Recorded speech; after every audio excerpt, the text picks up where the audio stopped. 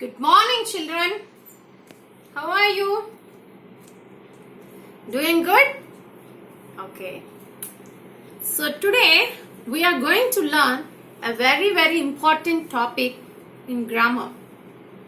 So yes, when I say very important and which is very important in order to frame a sentence, then obviously we think of what? We think of verb. Yes, we think of the verb. Now what is a verb and what are its classification we have seen in previous sessions, isn't it? So verb is a word that shows the action or state of being of the subject in the sentence, isn't it? So the verb is a word which talks about the action or state of being. Now we have seen many classifications in the verb. So based on its, whether it belongs to auxiliary verbs or main verbs, isn't it? So we have seen many classifications such as regular verbs, irregular verbs, transitive verbs, intransitive verbs, and also finite and non-finite verbs, isn't it? So yes, in today's session we are going to learn what are non-finite verbs in detail. So let's have the classification. Let's first do the classification of verbs.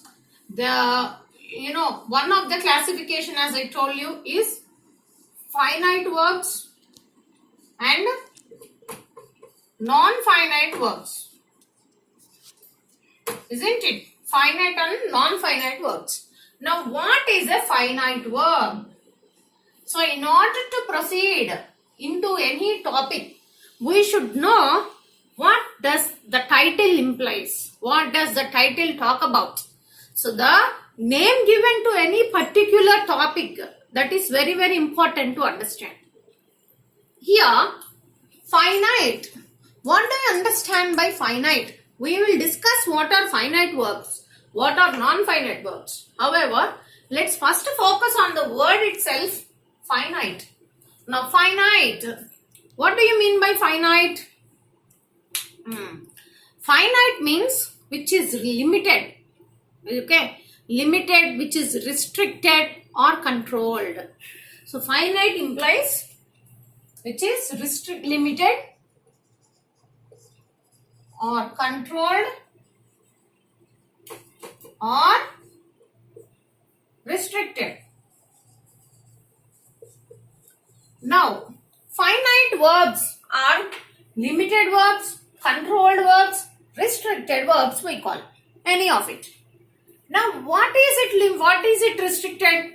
I mean the verb, what is restricting the verb? What is, who is controlling the verb?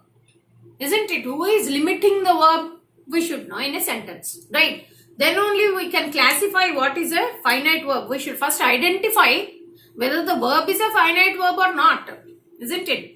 How can we identify? If we know what a finite verb is, then we will identify whether the verb is a finite verb or not, isn't it? So let's see in the examples, by looking into the examples, what is a finite verb and why do we call it as a limited verb or a controlled verb. Now let's see. Yes, the finite verbs. As the name implies, finite verbs are limited verbs. Limited or restricted verbs. Okay, or controlled verbs. Isn't it? Now, how is it controlled? Let us see in examples. I go to temple. Okay, I go to temple every day. She goes to temple every day. Now,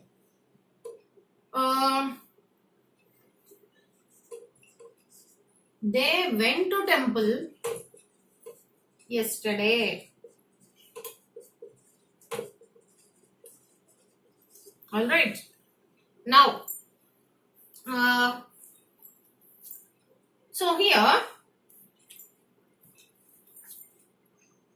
and we go to temple every day. In the given examples, you can identify the verb easily, right? Go, goes, went, go. Now, these we usually say these are the verbs, and you can find out the difference also.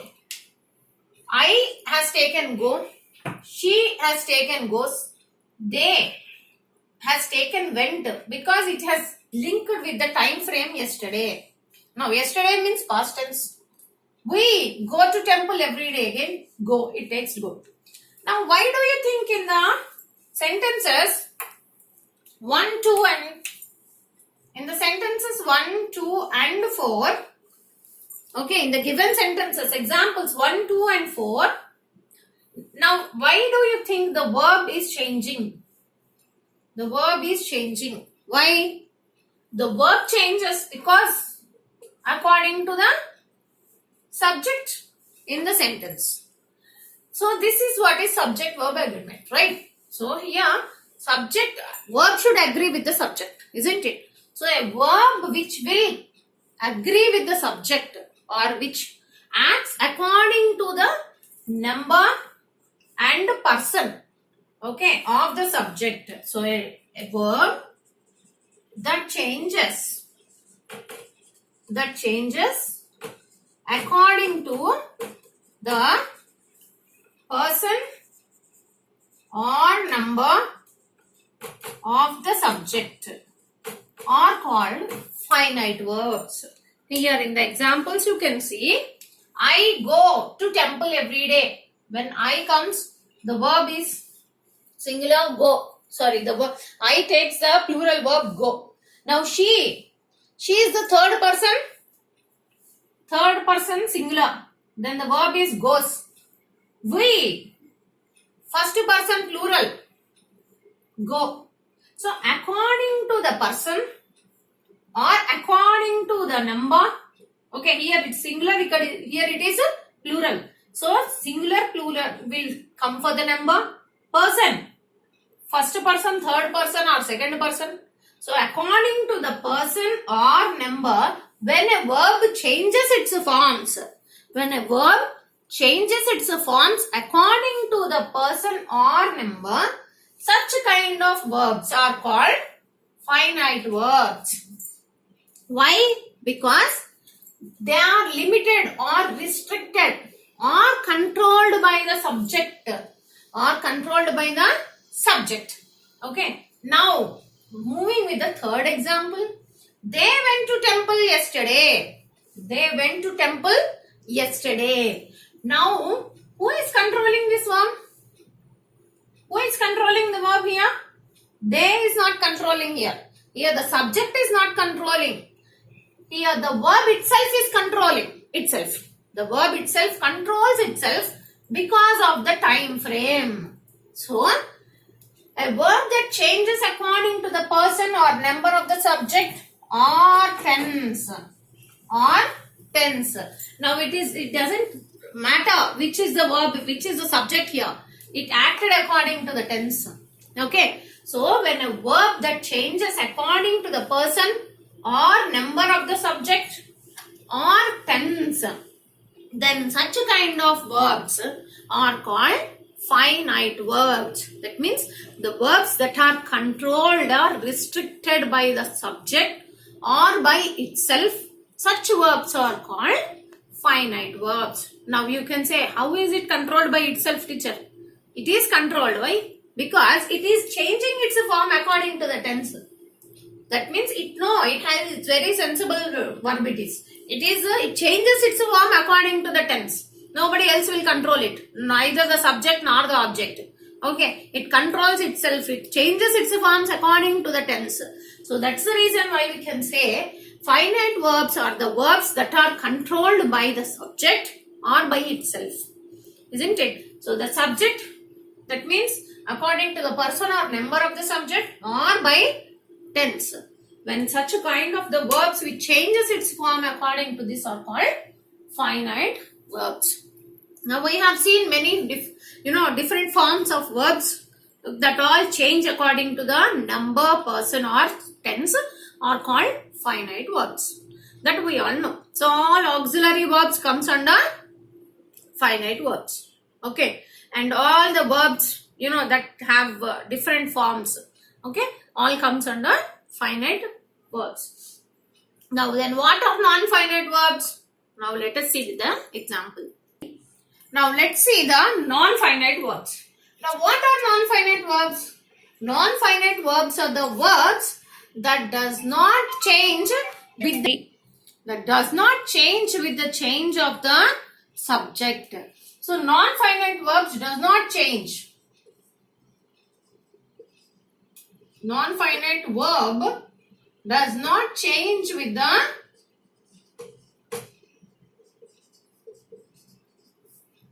change of subject or tense. It's no way affected with the tense or with the subject. That means the number of the subject or the person of the subject will not affect the non-finite verbs. Now non-finite means not limited, not restricted or not controlled by subject of the sentence. Okay. Now let us see some examples of non-finite verbs. In the given, I'll just tell you the examples and we will find out what are they non-finite verbs. Now,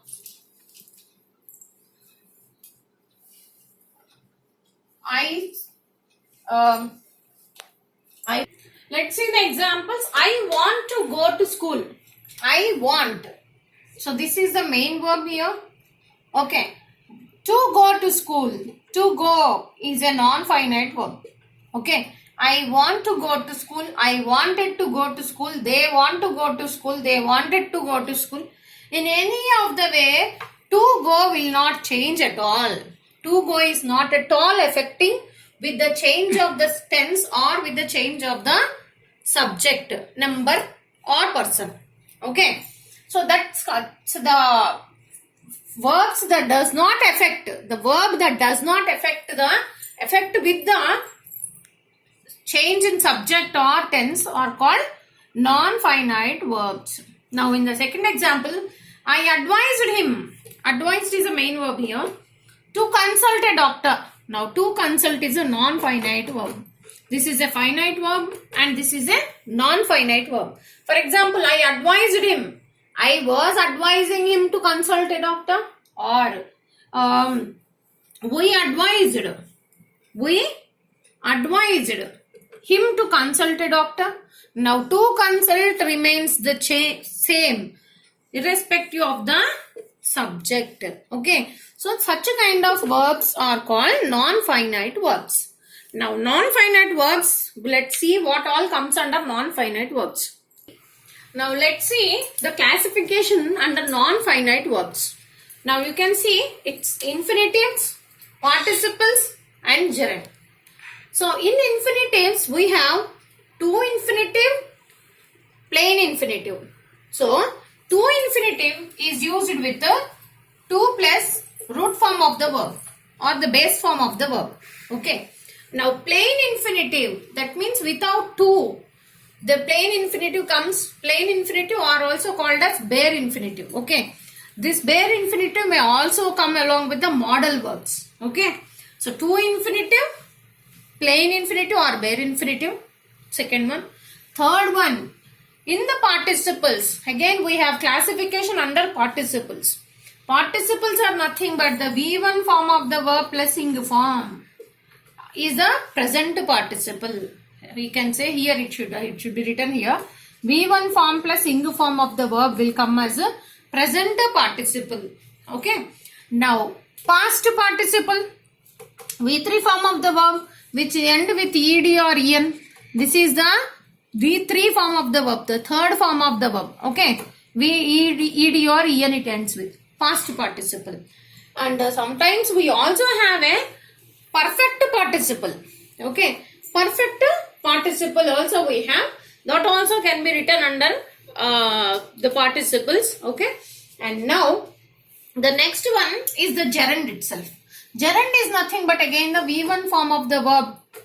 That is ing form of the verb which acts as a noun. Here it is not acting, it is not at all functioning as a verb.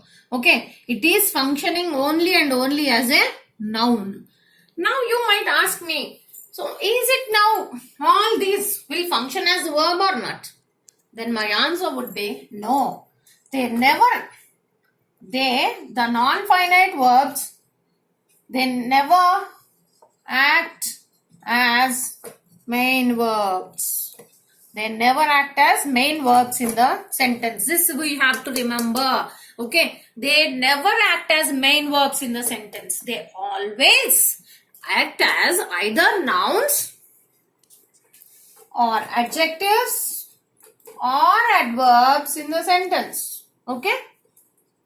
No, they will either take the form of a noun or adjective or adverbs in the sentence. It could be any of these. Any of the five, okay, whether it is to infinitive or plain infinitive or present participle or past participle or even perfect participle if we include, okay, or gerund. So any of the non-finite verbs will never act as main verbs. They are always accompanied by a main verb again, okay, and non-finite verbs will either take the form of a noun, adjective or adverb. Noun or adjective or adverb. So they may act as any of these, but they never act as a main verb in the sentence. Now let's see each one in detail. So in today's session we are going to discuss only about the finite verbs. In the next sessions we shall discuss about participles and gerunds in the following sessions. Okay. So today let's concentrate more about infinitives and infinitives to infinitive and plain infinitive, and let's also look at the examples. Now let's look at some examples of to infinitive. Now to infinitive takes the to plus base form of the verb. Okay, anything with the base form, to plus V1 form of the verb it takes. Now let's see the examples. The cat tried to catch the mouse. Can you identify what's the to infinitive here? Yes, it is to catch, isn't it? To catch the mouse. Next one. We must plan to start early tomorrow. We must plan to start early tomorrow. Now the second one is to start. Now here, to catch is a complement of the cat tried. Okay, the cat tried here is the verb here, isn't it? The main verb. Now it complements the main verb here. We must plan to start. We must plan to start early tomorrow. It's talking about the plan. Okay, to start early tomorrow. Now to lie. To tell a lie is not good. Now to tell is in subject place, which is acting as a noun here in the sentence. Okay. To tell a lie is not good. Okay. To make mistakes is normal again. So here, as I told you, in non-finites, whether it is infinitives or participles or gerunds, they act either as nouns or adjectives or adverbs. Now these are the examples how and where they are acting as nouns, adjectives and adverbs in the sentence. Now to tell a lie is not good. Here to tell is acting as a noun. To make mistakes is normal. Again, to make is acting as a noun in the sentence. He called to talk to his mother.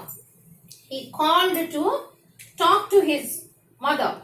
Now, in that example, he called to talk to his mother is acting as an adverb in the sentence. It's acting as an adverb. That means it's qualifying the verb called.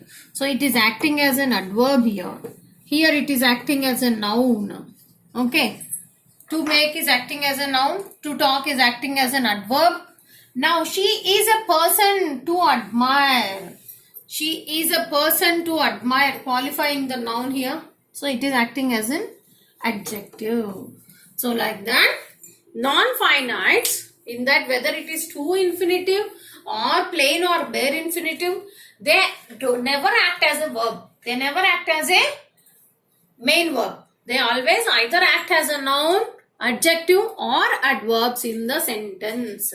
Got it? So by looking at these examples, you can understand that, a to infinitive can act as a noun, an adjective or an adverb in the sentence. Now let us also look at some bare infinitives examples. Now let's see the bare infinitives or plain infinitives. So the bare infinitives or plain infinitives will not take any to in front of it. Okay. Now by looking at the example, can you identify what's a bare infinitive here? He saw me cry. He saw me cry. Now in this sentence, what is a plain infinitive? Cry. Okay. Cry is a plain infinitive. To cry we can't say. If we say to cry, there is nothing grammatically wrong. However, it doesn't sound well. Okay. So, he saw me cry is a bare infinitive here. Okay. Next, I heard the alarm ring. I heard the alarm ring. Here again it is a bare infinitive. Okay. Now, you can also replace sometimes the bare infinitives like this with the present participle.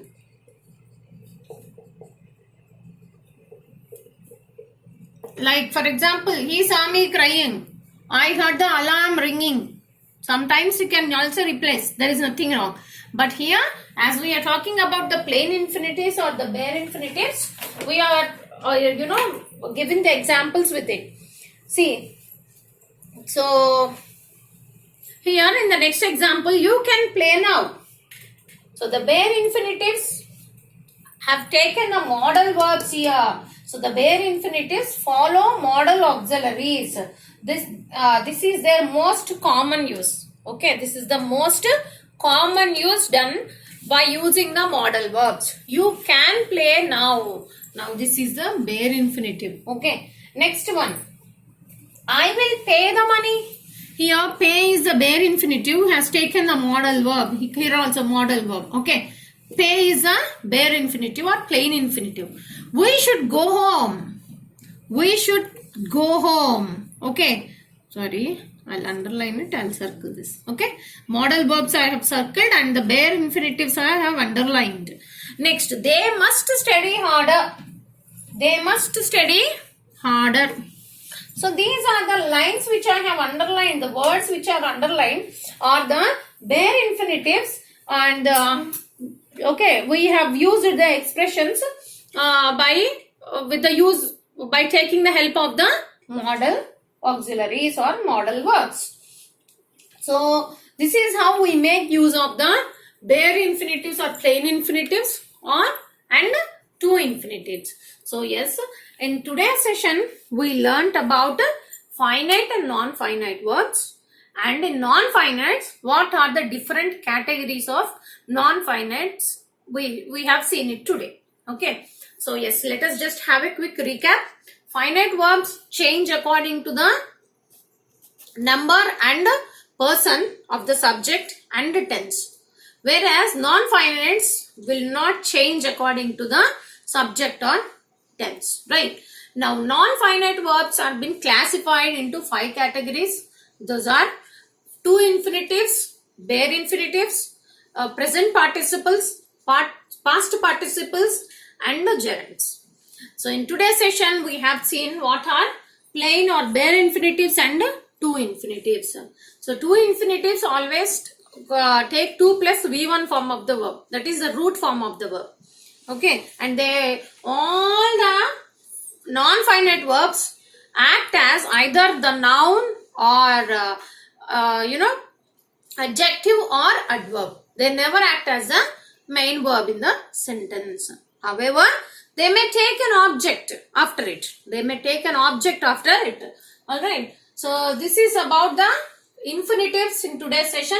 And in the next session, we will be discussing more about the participles. And as you know, the worksheet will be provided to you. You have to solve all that. So, see you in the next session. Good day.